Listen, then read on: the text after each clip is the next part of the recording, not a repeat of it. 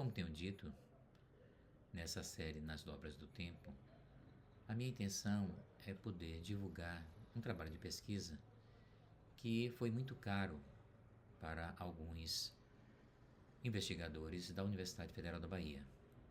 Esse trabalho começou inicialmente com Nelson Rossi, que era o professor catedrático, foi assumido posteriormente pela professora Rosa Virginia Matos e Silva e após seu falecimento por mim. A ideia é que nós possamos divulgar o que foi descoberto em relação à história da língua portuguesa, sobretudo no mais distante passado, ou seja, a partir do momento em que nós passamos a contar com matéria escrita que pudesse indicar os fenômenos linguísticos que estiveram em variação e que caminharam, em algum grau, para a mudança na língua portuguesa.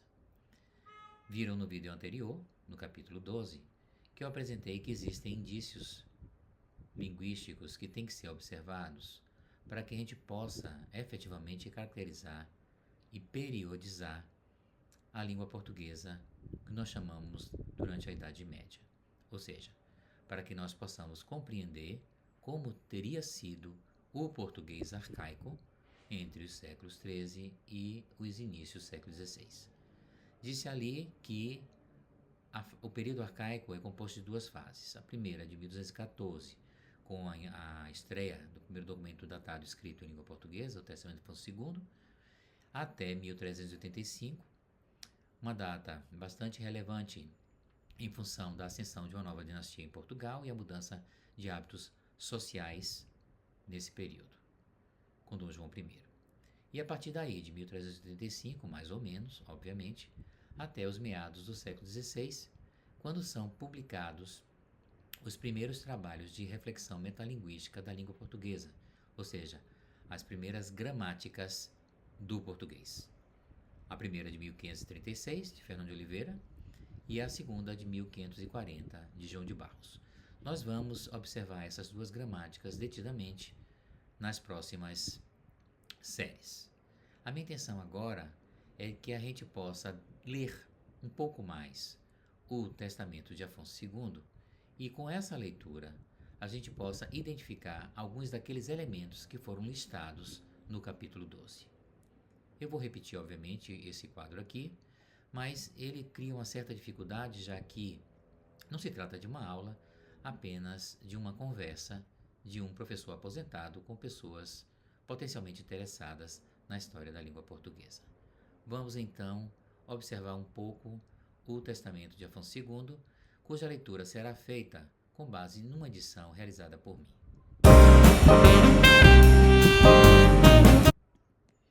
Então, vimos que começa o testamento da seguinte forma: em o nome de Deus, eu, rei Dom Afonso, pela graça de Deus, rei de Portugal, sendo são e salvo, temente o dia de minha morte, a saúde de minha alma e a prole de minha mulher, rainha Dona Urraca, e de meus filhos e de meus vassalos, e de todo o meu reino, fiz minha manda, perque, depois minha morte, minha mulher e meus filhos e meus vassalos e meu reino, e todas aquelas coisas que Deus me deu, em poder, estejam em paz e em folgância.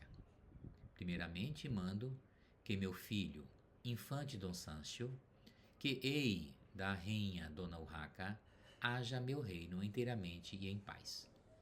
O destaque cai, obviamente, na grafia dos elementos que estão ali presentes no testamento.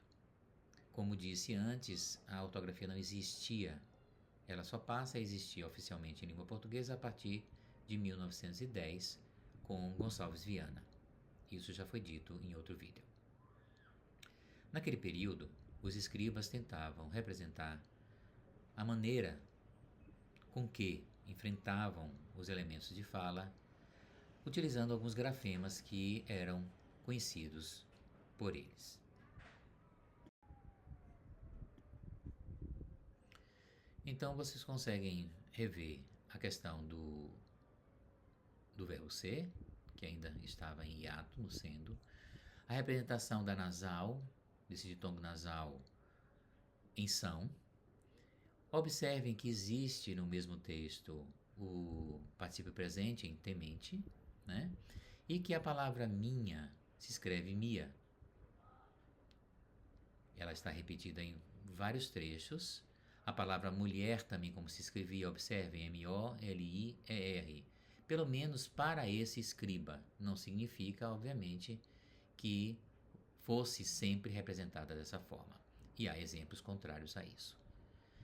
Observe como manda também se escreve com tio sobre o A. E que existem alguns elementos que chamam a nossa atenção como palavras que não fazem parte do nosso vocabulário, como estém e fogância. Também não usamos a palavra infante hoje com muita frequência, embora isso obviamente esteja no nosso léxico passivo, mas existe um elemento muito curioso que é o verbo haver, aí escrito em EI, na frase em que ele diz que meu filho infante Dom Sancho, que ei da rainha Dona Urraca, haja meu reino inteiramente e em paz. O que é que esse ei quer representar efetivamente na língua? Então existem trabalhos que já observaram e já estudaram a disputa entre o verbo haver e o verbo ter na história do português. A professora Rosa Virginia tem um trabalho muito interessante sobre isso e eu vou colocar no vídeo aí nas referências para quem tenha interesse de ler sobre esse trabalho. Então, quem não sabe, o verbo haver é o verbo de posse. Se alguém perguntasse a você como se chama, hoje nós falaríamos qual é o seu nome, como você se chama. No português arcaico, o formato não seria esse. Ou seja, pragmaticamente também haveria uma alteração bastante profunda. Qualquer pessoa que perguntasse o nome perguntaria da seguinte forma: como has nome? Ou seja, como tem nome? Isso não faz muito sentido para um falante do português contemporâneo, mas fazia todo sentido para um falante do português arcaico. Então, o verbo haver era o verbo de posse. Eu hei um carro, eu hei uma casa. Isso seria impossível ser utilizado hoje. Então, lembrem que o verbo ter tem invadido tanto o espaço do verbo haver que, às vezes, as pessoas hoje, ao invés de utilizarem o verbo haver como existencial, têm usado também o verbo ter como existencial. Então, a briga é grande. Então, o verbo haver é existencial, era verbo de posse. Ficou restrito como verbo existencial. Hoje, o verbo ter também quer roubar de si o seu espaço existencial. Você bate numa porta e a pessoa diz: tem gente. Ora, tem gente, o verbo aí é como se fosse o verbo haver sem um sujeito. Não existe um sujeito aí. Então não se pode fazer, obviamente, concordância.